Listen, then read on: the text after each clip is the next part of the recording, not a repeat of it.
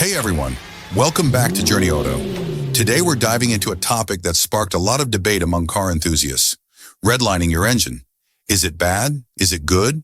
Or does it depend on how you do it? If you've ever wondered whether pushing your engine to its limits is a smart move or a recipe for disaster, you're in the right place. In this video, we're breaking down everything you need to know about redlining, what it is, when it's okay, and when it's a big no-no. By the end of this video, you'll know exactly how to treat your engine right while still having a little fun. So buckle up and let's get started. 1. What is redlining? First things first, what exactly is redlining? In simple terms, it's when you push your engine to its maximum RPM limit, hitting that red mark on your tachometer. Now here's something most manufacturers won't tell you. They're actually pretty conservative with these limits. Your engine can usually handle more than what's marked, but should you push it, well, that's where things get interesting. Have you ever redlined your engine? What was the experience like?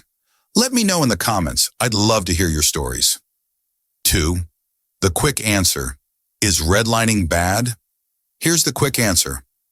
Redlining your engine isn't automatically bad if you do it right, but there are some important ifs we need to talk about. The most critical factor, temperature. Your engine needs to be fully warmed up before you even think about pushing it hard. We're talking both coolant and oil temperature. In most cars, that means waiting until your temperature gauge hits the middle mark and driving normally for another 15 to 20 minutes to get the oil up to temp. Do you wait for your engine to warm up before driving hard, or do you hit the gas right away? Let me know in the comments. 3. Why does temperature matter? Now let's talk about why temperature matters so much. When your engine's cold, everything's slightly smaller than it should be. Metal parts haven't expanded to their proper operating size yet, and cold oil is thicker and doesn't flow as well. Push a cold engine hard and you're asking for trouble. But here's where it gets interesting. Most mechanics actually recommend occasional high-rev driving. It's called an Italian tune-up, and here's why it works. Have you ever heard of the Italian tune-up? Do you think it's a good idea? Let me know in the comments. The Italian tune-up, how it works. Here's the deal. If you're only doing short trips, like school runs or grocery store drives, your engine never gets to stretch its legs. Your valves, fuel injectors, and everything else are just operating at minimum capacity. It's like a person who only walks to their mailbox. Things get sluggish. The Italian tune-up is simple. Get on the highway, drive at higher speeds for about 20 minutes, and let your engine breathe. And I'm talking about legal highway speeds here, nothing crazy.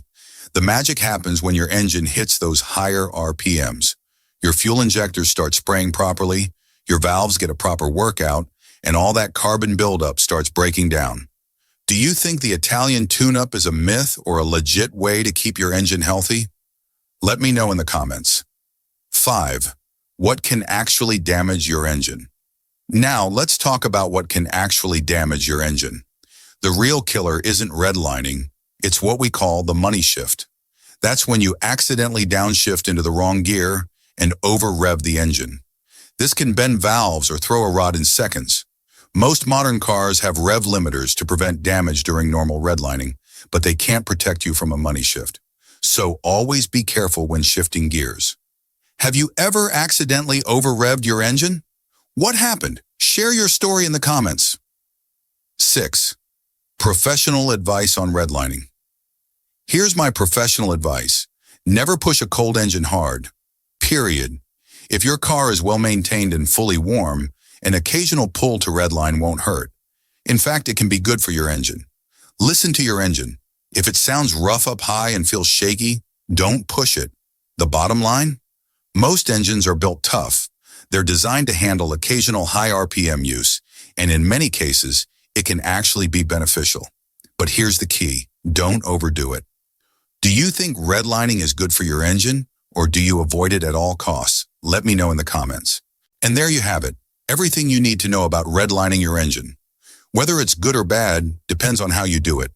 Keep your engine warm, listen to its cues, and don't overdo it, and you'll be just fine. If you found this video helpful, don't forget to hit that like button, share it with your fellow drivers, and subscribe for more tips to keep your car in top shape.